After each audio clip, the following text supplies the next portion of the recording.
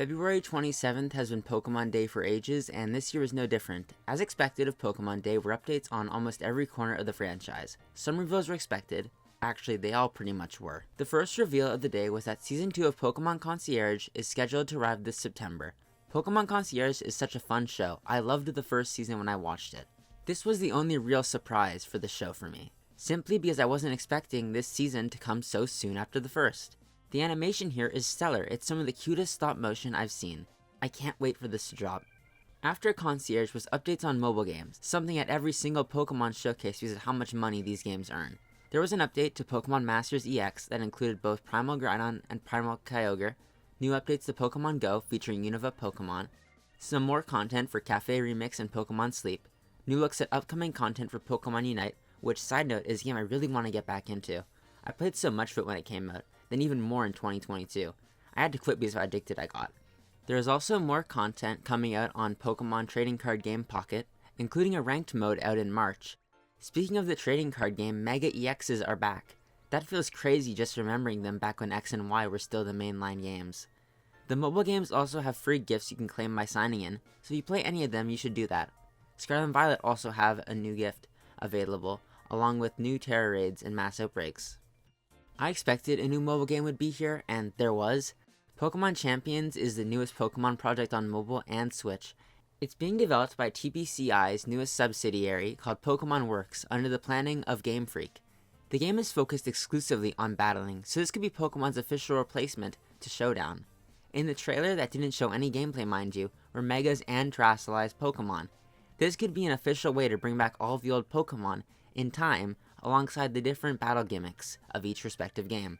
Here's hoping it's good. All this needs to be is a streamlined way to play competitive Pokemon, and it should be fun.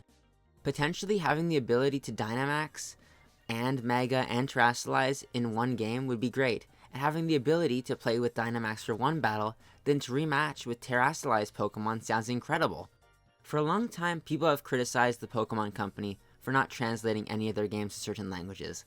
Well, now they revealed they'll be translating their games properly for Latin America, seemingly because of the outcry from fans living in that region.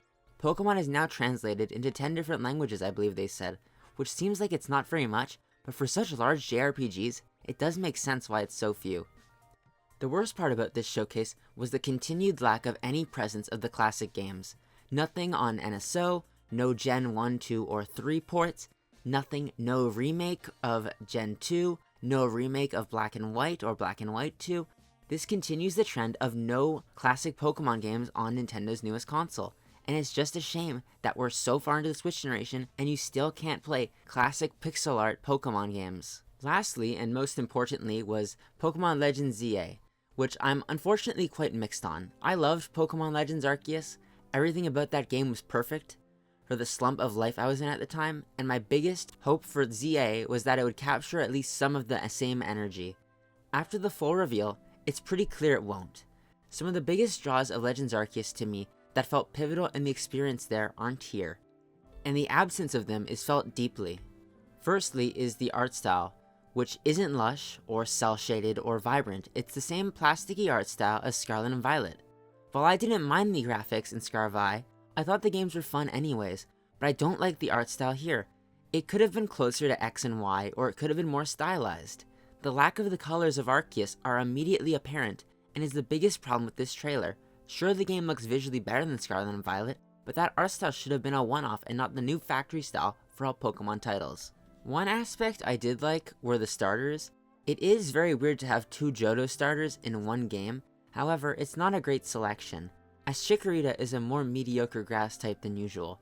I still like the Pokemon, but I would have liked another one. I'll probably pick Totodile because he's always been my favorite from Johto, but if Emboar has a good Mega Evolution, I could see myself choosing Tepig. The biggest problem I had with Scarlet and Violet was how standard the game was. How a lot of Pokemon's soul was missing. Take the UI and UX. It was so bland in that game, and yet here we are almost 4 years later with the same boxy UI. Another aspect of the standardness was a lack of costumes and outfits, which still feel missing. I hope ZA has outfits and clothes customization. It's one of my favorite aspects of Pokemon as a series. Sword and Shield was great for this, as every trainer felt different. Arceus was also amazing for this.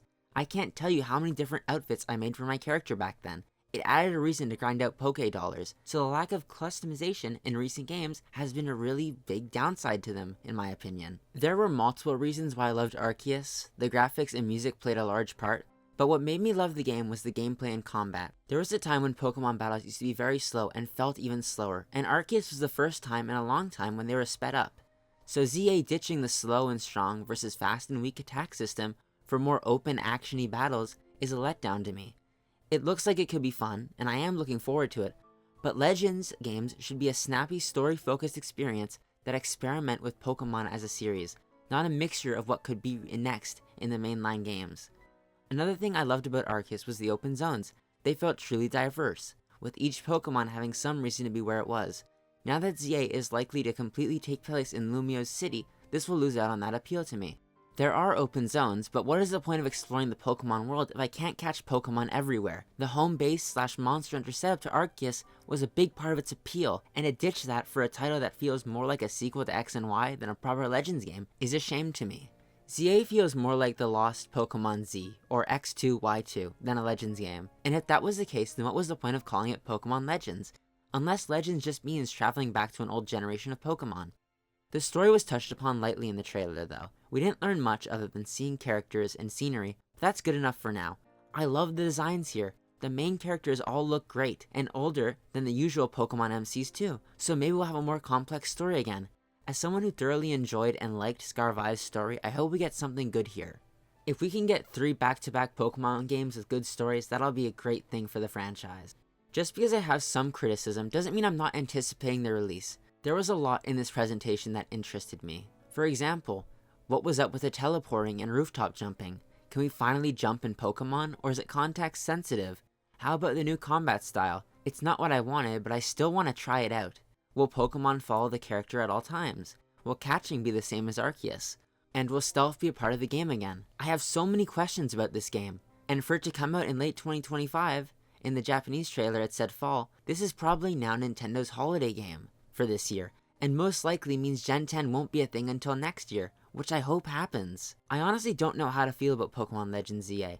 I liked the Pokemon that were shown, but there weren't any hints at new Megas, regional variants, or new Pokemon, or evolutions to the starters. There weren't any clothing options. While the story could be interesting, we don't have much of it. As someone who loved the gameplay loop of Arceus, I'm worried about this game. Will we have the same deck system at least?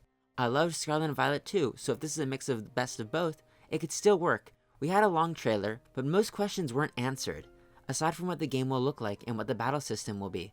As always, this game is a work in progress, and Game Freak will most likely keep working on it until release, so hopefully the graphical issues can be fixed, or a native Switch 2 version exists.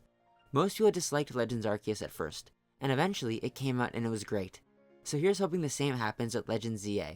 Thanks for watching this video. If you enjoyed it, please leave a like or comment your thoughts on anything shown off today below.